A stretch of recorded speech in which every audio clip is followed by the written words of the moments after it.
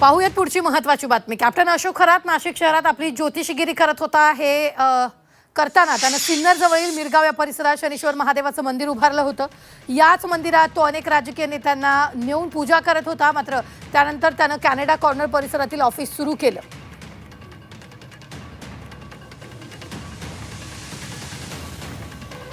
या संदर्भात ताजे अपडेट देत आहेत आपले प्रतिनिधी योगेश खरे। योगेश, एकूणच जर आपण पाहिलं, कॅप्टन अशोक खरात नाशिक शहरात आपली ज्योतिषीगिरी करत होता आणि त्याचं ऑफिस सुद्धा तिथं होतं। एक महादेवाचं मंदिर उभारलं होतं, त्याच मंदिरात तो राजकीय नेत्यांना घेऊन पूजा करत असे। काय नेमके ताजे अपडेट आहेत?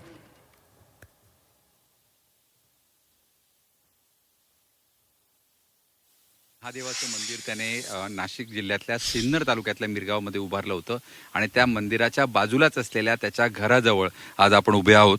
आपण बघू शकतो चिरेबंदी वाडा हा त्याने या मंदिराच्या बाजूला उभारलेला होता।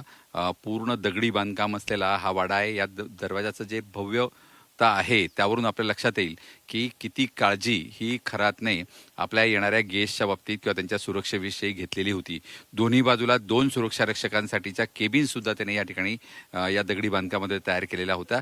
आणि जर आपण बघितलं तर त्याचं कंपाऊंड जर आपण बघितलं या बंगल्याचं, तर हे सुद्धा पूर्णपणे दगडामध्ये बांधण्यात आलं होतं। आणि याच दगडी चिरेबंदी बांधकामाच्या मागेच आपण तो बंगला बघतोय, जो भव्य अशा बंगल्यामध्ये जे काही खरात कॅप्टन खरात होते स्वयंघोषित, ते आपली कामगिरी या ठिकाणी करत होते। अनेक जे VVIP गेस्ट वेगवेगळ्या देशातल्या वेगवेगळ्या भागातून येत होते, त्यांना राहण्याची सोय त्यांनी या ठिकाणी केली होती। त्यांच्यासाठी विशेष अशी व्यवस्था या भागामध्ये करण्यात आलेली होती। संपूर्ण परिसर हा CCTV खाली नियंत्रित आहे आणि पूर्ण परिसराला जर आपण बघितलं तर काट्याच्या तारांनी सुद्धा वेढा दिलेला आहे। म्हणजे दगडी बांधकामाच्या वर सुद्धा या ठिकाणी काटेरी कुंपण हे या ठिकाणी करण्यात आलंय आणि मागच्या बाजूला सुद्धा पूर्णपणे शेवटपर्यंत जवळजवळ 3 ते 3.5 एकरचा हा परिसर आहे, हा पूर्णपणे चिरेबंदी कुंपणामध्ये या ठिकाणी करण्यात आलेला आहे। एकूणच या मंदिरामध्ये, या मंदिराच्या बाजूलाच असलेल्या या भव्य अशा बंगल्यामध्ये नेमकं काय चालत होतं